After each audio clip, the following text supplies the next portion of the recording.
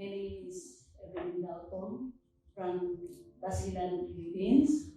A fourth generation member of our Yakan tribe. I came from a poor family. My father is a farmer and my mother is a weaver, where I learned the weaving skill. At the age of 7, I started weaving. So my mother told me that aside from weaving, I need to go to school for me to communicate and to educate as well people of how weaving in the Philippine industry. So to make the story short, go to school and finish academically college weaving. So now I have my family. I supported them weaving also. So my first born child was graduated also from college. We use nowadays a commercial thread because the tradition before it was not passed on to us. A story of my aunt, who's a 80-year-old, she told us that before, when they were a child, they used to do the natural fiber, the banana, the pineapple, and other plants. So she remembered she took a leaf or a trunk and cut a leaf and died. But the story stopped there because she cannot recall everything. So the materials was the one we do the color was no more. She remembered they just put it in the turmeric and boiled it, and the other thing they put in a mud and put there for 3 to 4 days to make the color. But unfortunately, we use the commercial oil. So even though it's commercial, but the process of weaving, the technique is still there. So only the material we are using. So, it's sad, her story about her aunt not being able to, pass down the information about dyes and about, banana fibers. That it's just a loss. I'm just very, very passionate about this because that's our roots. That's where we came from, and I think, we should protect it and preserve it.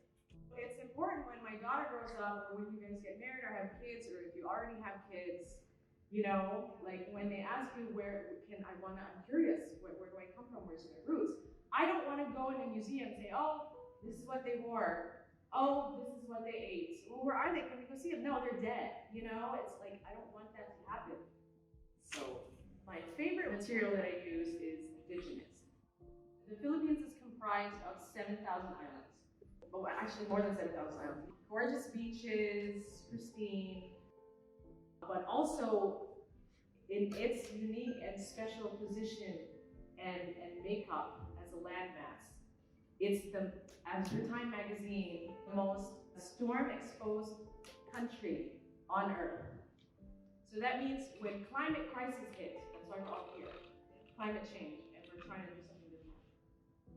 Guess who's in the front lines? The tribes. They have no financial support, they're losing their identities, their culture is dying out, and the other threat to indigenous people is illnesses.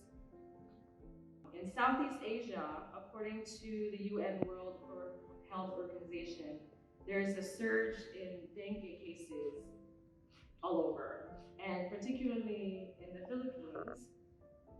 From 2018 to 2019, different sources that I've seen, 1 year dengue cases raised between 98% to 106%.